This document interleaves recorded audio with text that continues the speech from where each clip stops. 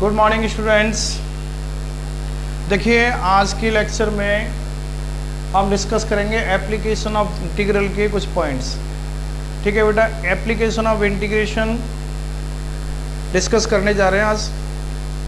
तो देखिए एप्लीकेशन की क्या ज़रूरत पड़ी इंटीग्रेशन में, पहले तो ये समझना है।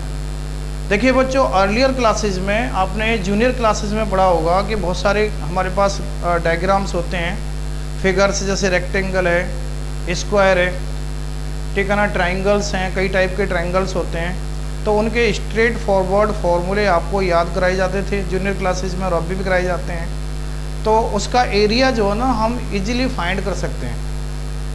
ठीक है बेटा, बहुत अच्छे से। जैसे सर्कल है, सर्कल का फॉर्मूला है एरिया फाइंड करने का, पाई आर स्क्वायर, रेक्टेंगल का लेंथ इंटू ब्रेथ, ठीक है ना, ट्राइंगल का 1.2 बेस इंटू हाइट।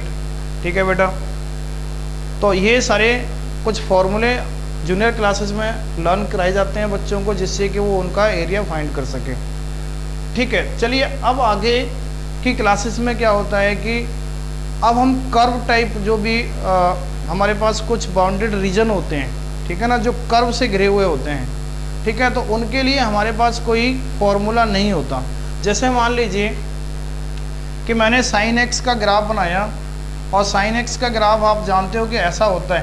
मैं पूछूं कि बताओ इसका एरिया क्या है, तो मुझे ये भी नहीं पता, और ये भी पता है कि ये तो सेमी सर्कल भी नहीं है, ठीक है ना, ये सेमी सर्कल नहीं है, और ये कुछ ऐसा डायग्राम मेरे को दिखाई नहीं दे रहा, ऐसे पहले कोई फॉर्मूला ही नहीं देखा मैंने। ठीक है बेटा, तो इसका एरिया कैसे निकालूंगा मैं? ठीक है बेटा, अच्छा मैंने एक सर्कल बना दिया, ठीक है ना बेटा, सर्कल बना दिया। अब इस सर्कल में से सर्कल बना दिया मैंने, एक लाइन ड्रॉ कर दी फिर इसको, और मैंने इसका एरिया ये वाला निकालना है। ठीक है, इसका कोई फॉर्मूला मेरे पास नहीं है, ठीक है ना, मेरे को बस इसका इक्वेशन दे रखा है और इसका इक्वेशन दे रखा है, बाकी मेरे पास कुछ भी नहीं है। ठीक है ना, तो इस डायग्राम का ये जो शेडेड रीजन है इसका एरिया निकालना है। तो जब हम इस टाइप के एरिया की बात करते हैं, जब हमारे पास कोई फॉर्मूला नहीं होता, ठीक है बेटा, तो हम क्या करते हैं, फिर हम इंटीग्रल का यूज़ करते हैं। ठीक है बेटा, इंटीग्रेशन से फिर उस टाइप के जितने भी डायग्राम्स हमारे पास आएंगे, जितने भी बाउंडेड रीजन्स आएंगे जिनका हमारे पास कोई फॉर्मूला नहीं है, उनका एरिया हम इंटीग्रल की, डेफिनेट इंटीग्रल की हेल्प से फाइंड करते हैं। ठीक है बेटा, तो देखिए सबसे पहले आता है, इसमें कुछ बातों का ध्यान रखना है आपको। Area lying above the x axis. ठीक है बेटा, area number 1, area lying above the x axis, above the x axis। ठीक है बेटा, area lying above the x axis।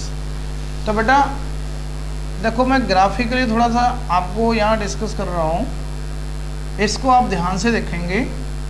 ये मेरे पास कोऑर्डिनेट एक्सिस है, ठीक है ना, प्लेन है, और ये मेरे पास क्या है, एक y equal to f x का ग्राफ है। ठीक है बेटा, y equal to f x का ग्राफ है, कोई भी ग्राफ हो सकता है y equal to f x. ठीक है बेटा, ये y equal to f x का ग्राफ है। अच्छा, अब मेरे को क्या बोला है आपको कि area lying above the x axis. ठीक है बेटा, तो ये लाइन है हमारे पास x इक्वल टू ए है, ये लाइन है x equal to b. x equal to b मतलब ये पॉइंट ए है और ये पॉइंट बी है। तो मुझे क्या करना है कि ये जो शेडेड रीजन है ना, ये वाला, ये शेड कर रहा हूँ, इसका एरिया फाइंड करना है मेरे को। ठीक है ना, area bounded by the curves and x axis between x equal to a and x equal to b. इस साइड में x equal to a line है, इस साइड में x equal to b line है, यहाँ पर ऊपर कर्व है और नीचे x एक्सिस है। ठीक है बेटा, तो हम इंटीग्रेशन की जब हेल्प लेते हैं, डेफिनेट इंटीग्रेशन की, तो बेटा जब इसके नीचे का जो एरिया आएगा, तो ये मत समझ लेना कि ये पूरा एरिया आएगा। ये जो कर्व के नीचे जो एरिया बनता है वो केवल x एक्सिस तक का एरिया आता है डेफिनेट इंटीग्रेशन से, समझ गए ना। ठीक है ना, कर्व अगर यहाँ होगा तो ये आएगा नीचे वाला, कर्व अगर यहाँ हो जाए तो इसके नीचे नीचे का एक्स एक्सिस तक का एरिया लेगा पूरा। ठीक है बेटा, तो इसका फॉर्मूला होता है इस एरिया निकालने का, ठीक है, क्या होता है, लिमिट हो जाएगी, ठीक है ना, एरिया इसको मैंने मान लिया ए पॉइंट, ये बी पॉइंट, सी पॉइंट, इसको डी पॉइंट, ठीक है ना, तो मैं लिखूंगा यहाँ पे area of shaded region A B C D, क्या होगा बेटा, लिमिट हो जाएगी ए टू बी। देखो कहाँ से कहाँ तक निकालना है मेरे को, ए से लेकर के बी तक, ठीक है, ये तो लिमिट का काम करेगी। एक्स एक्सिस पर लिमिट कहाँ से कहाँ तक लेनी है, मेरे को एरिया यहाँ से यहाँ तक लेना है, तो लिमिट होगी ए टू बी। और इस फंक्शन की क्या लेनी पड़ेगी आपको, वाई, ठीक है ना, तो वाई डी एक्स, ठीक है ना, ये फॉर्मूला है, ठीक है ना। Area lying above the x axis, area lying above the x axis, आपका ये फॉर्मूला बन गया a to b y d x. या फिर मैं इसको ऐसे भी लिख सकता हूँ, limit a to b, y की वैल्यू लगा दूँ एफ एक्स डी एक्स, ठीक है ना, समझ गए ना, मतलब वाई की वैल्यू लगानी है आपको यहाँ पे। क्लियर हो गया, ठीक है बच्चों। तो देखिए ये आपको ध्यान से काम करना है, limit a to b f x d x, ये area lying above the x axis. अब सुनिए, अब दूसरा पॉइंट है मेरे पास, area lying below the x axis, ठीक है ना। कभी ऐसा भी हो सकता है कि ग्राफ ऊपर से निकल रहा है और कभी ग्राफ नीचे से चला जाए, जा सकता है, ठीक है ना, ग्राफ नीचे से भी जा सकते हैं, ठीक है ना। तो इसका मतलब एरिया तो फिर एक्स एक्सिस से नीचे का बन जाएगा, ठीक है बेटा। तो कहने का मतलब ये हुआ कि अगर मैं इसको मैं थोड़ा हटा देता हूँ, या फिर मैं यहाँ इसको कर लेता हूँ, second condition, area lying below the x axis, ठीक है बेटा, area lying below the x axis. अब देखो यहाँ पर ग्राफ बनाऊंगा मैं ऐसा, कैसा ग्राफ बन सकता है, मान लीजिए कि ग्राफ ऐसे चला गया, यूँ कोई ग्राफ जा रहा है ऐसे, और ये ओरिजिन हो गया, ये एक्स एक्सिस हो गया, ये वाई एक्सिस हो गया, ठीक है बेटा। ये मेरे पास x इक्वल टू ए की लाइन है, x इक्वल टू ए की लाइन है, और ये x इक्वल टू बी की लाइन है। तो अब मुझे ये वाला एरिया चाहिए, ठीक है बेटा, ये वाला, ठीक है, ये ओरिजिन हो गया, ये ग्राफ है y equal to f x का। तो ध्यान रखना कि जब मैं इसका एरिया निकालूंगा, ठीक है ना, तो इसका एरिया निकालूंगा बेटा, तो ये एरिया नेगेटिव आएगा, मतलब कोई भी आंसर आए, ठीक है, लेकिन आपको ये नेगेटिव मिलेगा, ठीक है ना। कैसे, एरिया उसी फॉर्मूले से निकालना है आपको, लिमिट लगानी है आपको, एरिया आ जाएगा इसका, एरिया ऑफ शेडेड रीजन, क्या आएगा इसका area, limit a to b, वही फंक्शन है एफ एक्स डी एक्स, ठीक है बेटा। लेकिन ये जो वैल्यू आएगी वो कैसी आएगी, आपकी नेगेटिव आएगी, समझ गए ना, क्यों, क्योंकि ये एरिया एक्स एक्सिस से कहाँ है, डाउनवर्ड, नीचे है एक्स एक्सिस से, तो नेगेटिव वैल्यू देगा, ठीक है ना। एरिया एक्स एक्सिस से ऊपर है, ठीक है ना, तो क्या देगा, ये पॉजिटिव आंसर आएगा, इसका नेगेटिव आंसर आएगा। अच्छा, अगर ये जो ग्राफ ऐसे जा रहा है तो मैं यहाँ का निकालता, ये लिमिट लगा देता, तो ये वाला निकालता, तो ये पॉजिटिव आंसर आता है इसका। तो वो तो एक्स एक्सिस से नीचे है तो पॉजिटिव, एक्स एक्सिस से नीचे है तो नेगेटिव आंसर देगा, ऊपर है तो पॉजिटिव आंसर देगा, ठीक है बेटा। तो ध्यान रखना है, इसका आंसर क्या होगा, नेगेटिव, ठीक है ना। y equal to f x है तो इसका आंसर कैसा देगा, नेगेटिव। तो अब मुझे ये आंसर पॉजिटिव बनाना है, क्योंकि एरिया तो कभी नेगेटिव होता ही नहीं है, एरिया तो हमेशा पॉजिटिव होता है। तो मैं क्या कर दूंगा बेटा, इसको मैं नेगेटिव लगा दूंगा, नेगेटिव कर दूंगा, a to b f x d x. तो इसका एरिया हो जाएगा ये फॉर्मूला बन जाएगा, इसका एरिया निकल जाएगा, ये limit a to b minus f x d x. क्यों लगाया मैंने माइनस, क्योंकि ऑलरेडी ये नेगेटिव था, ये आंसर नेगेटिव देगा, तो नेगेटिव नेगेटिव क्या हो जाएगा, पॉजिटिव हो जाएगा, समझ गए, ठीक है। एक एग्जांपल ले लेते हैं इसका, एक एग्जांपल समझते हैं।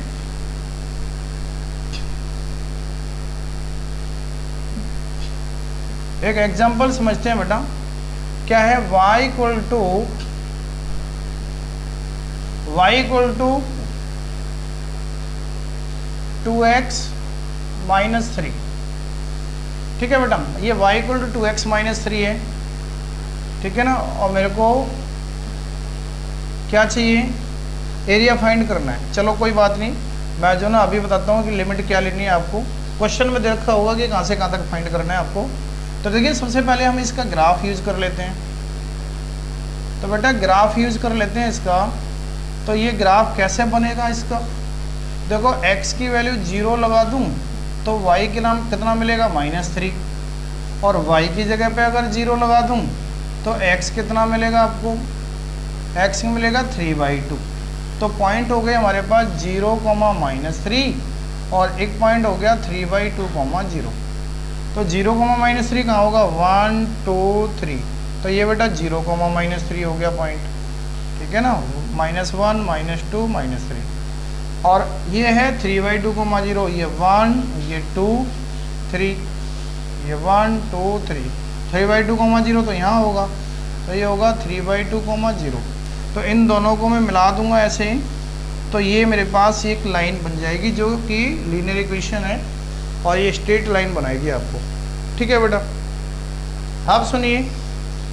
अब मेरे को क्या करना है कि मुझे एरिया फाइंड करना है। सुन लीजिए कि अब मेरे को एरिया निकालना है। देखो इसका ये वाला पोर्शन है, ये वाला पोर्शन है, और एक मुझे एरिया फाइंड करना है, ये मान लो 4 तक का,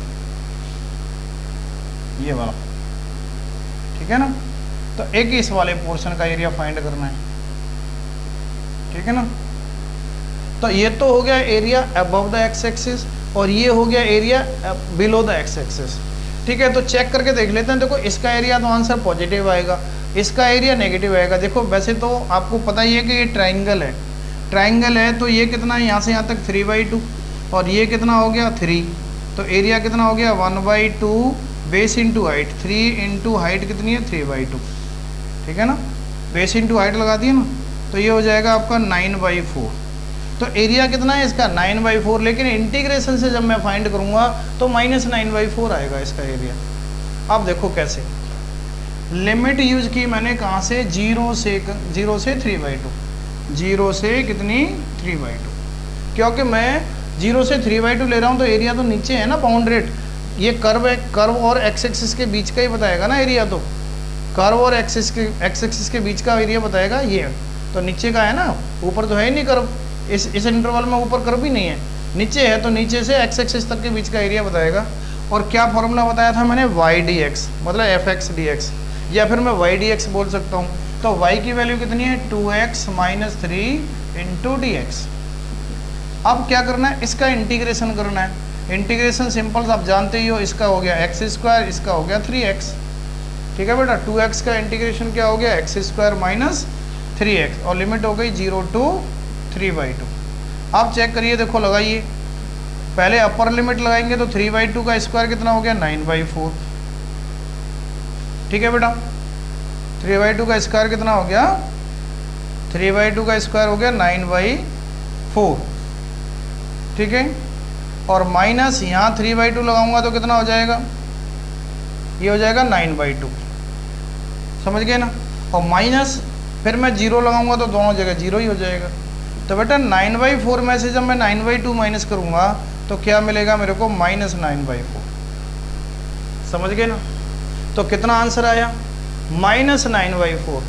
तो इसका मतलब ये हुआ कि जब एरिया मेरे को पॉजिटिव ही लेना है, नेगेटिव तो लेना नहीं है, तो इसका मतलब इसका एरिया निकालने के लिए मुझे यहाँ पर माइनस का यूज करना पड़ेगा, जिससे कि लास्ट में ये पॉजिटिव हो जाए, समझ गए बेटा। इसलिए मैंने माइनस का यूज किया यहाँ पे, जिससे कि एरिया जो है ना इसका क्या हो जाए, पॉजिटिव हो जाए, क्योंकि area below the x axis क्या होता है, नेगेटिव। तो नेगेटिव और लगाऊंगा मैं तभी तो पॉजिटिव होगा, तो इसलिए ये क्या हो जाएगा हमारे पास, पॉजिटिव हो जाएगा। अच्छा, अगर इसका एरिया फाइंड करो तो ये ऑलवेज पॉजिटिव आएगा, क्योंकि ये अबव द एक्स एक्सिस है, ठीक है बेटा। तो ये जो ना इसका कंसेप्ट आपको ध्यान रखना है। अब आता है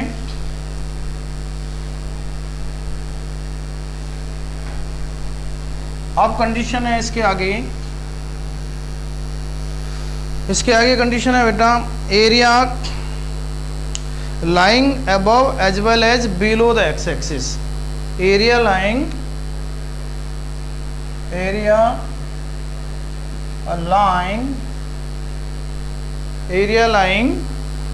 above as well as below the x-axis. अब आपको कोई ऐसा ग्राफ मिल जाता है जिसमें कि एरिया कर्व और एक्स एक्सिस के बीच का पूछ रहा है, एक्स एक्सिस और कर्व के बीच का एरिया पूछ रहा है, ठीक है ना। और ऐसा कर्व मिल जाता है कि कुछ graph above the x axis है और कुछ ग्राफ जो है ना अब बिलो द एक्स एक्सिस है। तो देखिए इस टाइप का मिल जाता है आपको, एक्स एक्सिस ही, वाई एक्सिस ही, ओरिजिन। तो मान लीजिए कि ग्राफ मिल गया आपको, कैसा, ऐसा जा रहा है,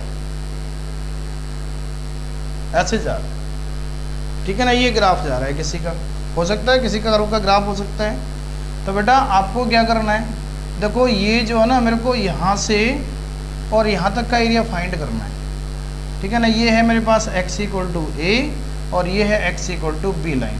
मेरे को x इक्वल टू ए और b तक का एरिया फाइंड करना है, ठीक है ना। और ये पॉइंट जहाँ पर ये ग्राफ एक्स एक्सिस को काट रहा है, इसको मैंने मान लिया सी पॉइंट, ठीक है ना। ये सी पॉइंट है, ये ए पॉइंट है, ये सी पॉइंट है, ये बी है, ठीक है बेटा।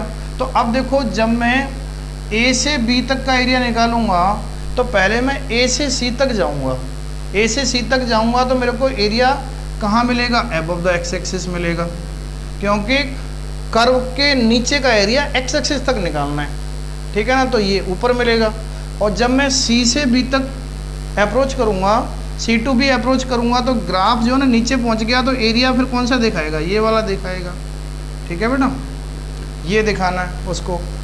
तो अब ये मेरे पास दो पार्ट में एरिया हो गया इसका। अब ये दोनों पार्ट का एरिया मैं कैसे फाइंड करूँगा एक साथ। तो देखिए इसके लिए सीधा फॉर्मूला है, क्या है कि limit a to c above the x axis है, एक्स एक्सिस से ऊपर है तो पॉजिटिव होगा। तो देखो ये हो जाएगा वाई डी एक्स, वाई की मतलब ये फंक्शन क्या है मेरे पास, y equal to f x का फंक्शन है। तो या तो मैं वाई लगा दूँ या एफ एक्स लगा दूँ, कोई फ़र्क नहीं पड़ता। तो एफ एक्स डी एक्स हो गया, ठीक है। अब देखो फिर मैं इसका एरिया निकालूंगा, इसका एरिया कितना हो जाएगा पता है, इसका एरिया आ जाएगा, क्योंकि मेरे को तो दोनों का एक साथ चाहिए एरिया, मतलब ये दोनों ऐड हो जाने चाहिए। तो मैं एरिया निकालूंगा, लिमिट हो जाएगी सी टू बी। अब मैं सी टू बी चाहिए मेरे को, अब सी टू बी चाहिए तो फंक्शन तो वही है, एक ही फंक्शन है, तो ये हो जाएगा एफ एक्स डी एक्स, ठीक है बेटा। अब सुनो, ये तो पॉजिटिव आंसर आएगा ही आएगा, ये आंसर आएगा नेगेटिव, तो इसको मुझे इसमें ऐड करना है, तो क्या कर दूंगा, माइनस, ठीक है बेटा। तो ये एक फॉर्मूला बन गया। कभी भी आपको ध्यान रखना है, एक साथ दोनों का एरिया फाइंड करना है, तो ये वाला पॉजिटिव और जो बिलो एक्स एक्सिस है वो आपको नेगेटिव रखना है। तो दोनों ही एकदम से प्लस करके आंसर मिल जाएंगे आपको। दोनों आंसर कैसे मिलेंगे, ऐड करके मिल जाएंगे, ठीक है बेटा। तो ये ध्यान रखना है, दोनों आंसर कैसे मिलेंगे, आपको ऐड करके मिल जाएंगे, क्लियर। तो ये इस टाइप का फॉर्मूला हो गया। अब लिखिए, अब नेक्स्ट है एरिया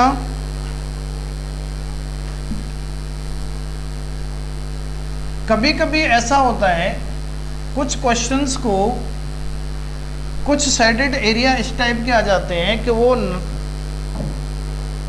हो ही नहीं पाते, उसका एरिया हम जो है ना बड़ा मुश्किल हो जाता है फाइंड करना, ठीक है ना। तो जैसे ग्राफ है जी, एक्स एक्सिस के जैसे एक्स ग्राफ से नीचे हमने जो एरिया जो कर्व से नीचे है एक्स एक्सिस तक का एरिया निकाला, तो हम ऐसे करके ना वाई एक्सिस तक का भी निकाल सकते हैं, मतलब हम उसकी वाई की लिमिट भी यूज़ कर सकते हैं। अभी तक हमने क्या किया था कि एक्स एक्सिस की लिमिट यूज़ की थी, ठीक है बेटा। जैसे मान लीजिए एरिया लाइंग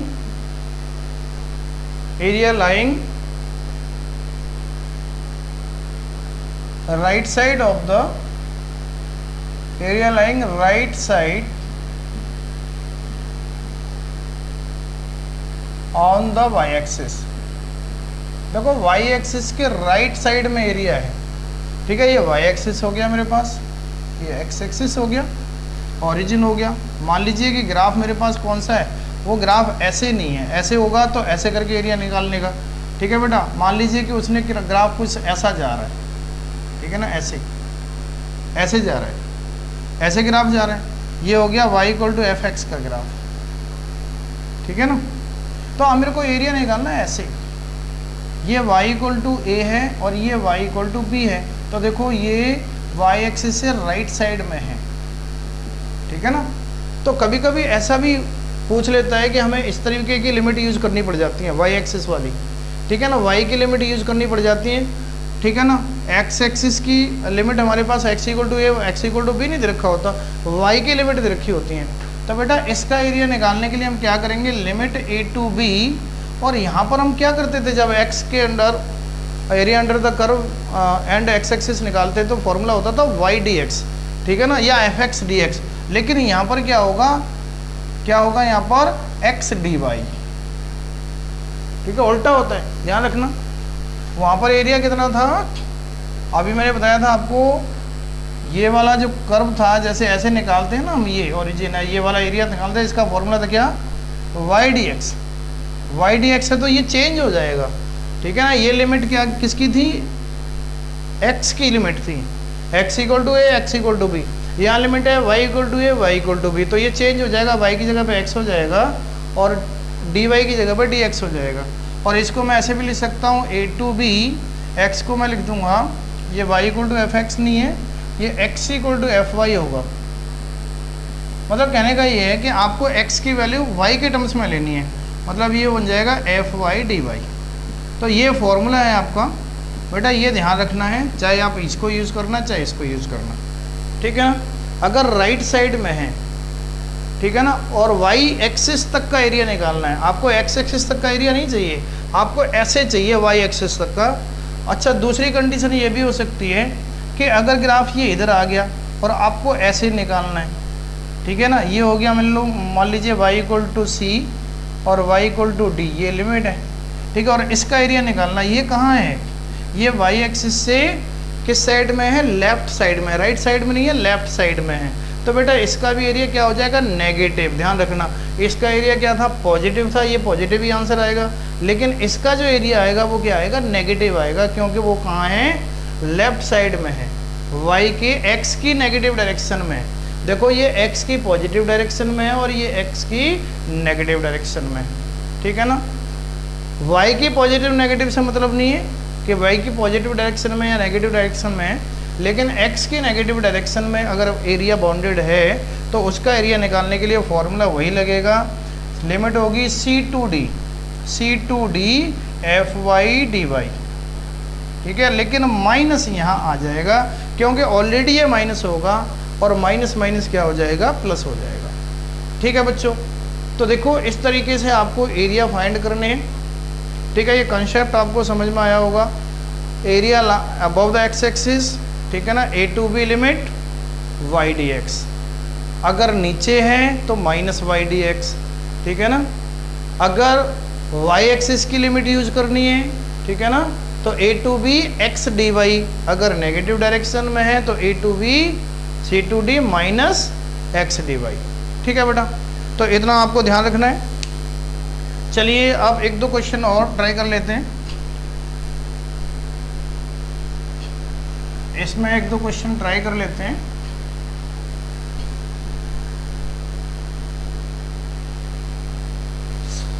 देखो क्वेश्चन है हमारे पास, find the area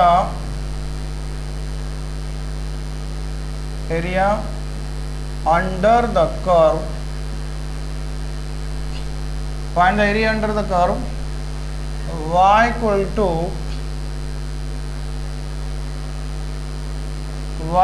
to x square minus two x square minus two. ठीक है ना, एक्स स्क्वायर माइनस टू। ठीक है बेटा, तो ये मेरे पास एक कर्व दे रखा है, find the area under the curve y equal to x square minus 2, आप इसको प्लस 2 कर सकते हैं, प्लस 2 कर लिया, एंड एक्स इक्वल टू 0,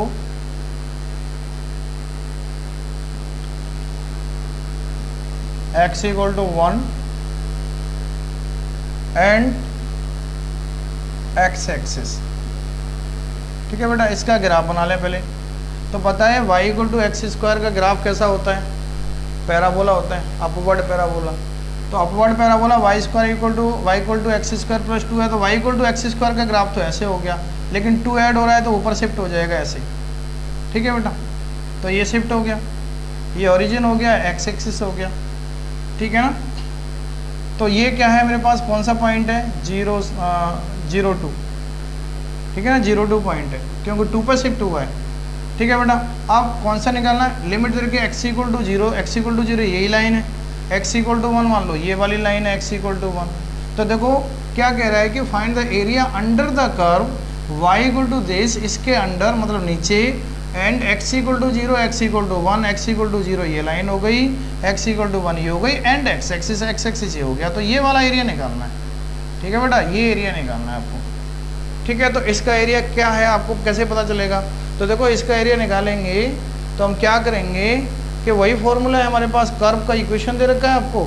ठीक है ना, लिमिट आपको दे रखी है, तो ये हो जाएगा लिमिट, तो क्या हो जाएगी 0 to 1, क्योंकि 0 to 1 लिमिट दे रखी है आपको, और y dx फॉर्मूला लग जाएगा। Area above the x axis है तो पॉजिटिव ही रहेगा। तो बेटा 0 to 1 y की वैल्यू लगाते हैं, कितनी है, एक्स स्क्वायर प्लस 2। ठीक है ना, dx। तो अब बेटा इसका इंटीग्रेशन कर दें, x³ 3 plus 2x, limit 0 to 1, upper limit लगाऊंगा 1/3 प्लस 2, लोअर लिमिट लगाऊंगा 0 हो जाएगा, आंसर हो जाएगा 7/3 स्क्वायर यूनिट। ठीक है बेटा, एरिया फाइंड करना था, तो एरिया वैल्यू जो ना यूनिट आएगी स्क्वायर यूनिट। ठीक है बच्चों, तो देखो ये बेटा कंसेप्ट मैंने आपको बता दिया है। अभी नेक्स्ट वीडियो में, नेक्स्ट लेक्चर में डिस्कस करेंगे एरिया बिटवीन द 2 कर्व्स। ठीक है ना, 2 कर्व होते हैं, 2 कर्व के बीच का एरिया कैसे फाइंड करेंगे। अभी तो हमने कर्व एक ही लिया था और एक कर्व के नीचे और एक्स एक्सिस तक का एरिया लिया था। अब वहाँ पर जो डिस्कस होगा, नेक्स्ट पॉइंट हमारा होगा डिस्कशन का, वो होगा एरिया बिटवीन द कर्व्स। ठीक है ना, तो ये आप अच्छी तरह से इसको देखिए, ऑब्जर्व कीजिए इस वीडियो को। ठीक है ना, और इसकी बार बार प्रैक्टिस कीजिए। ठीक है बच्चों, थैंक यू वेरी मच।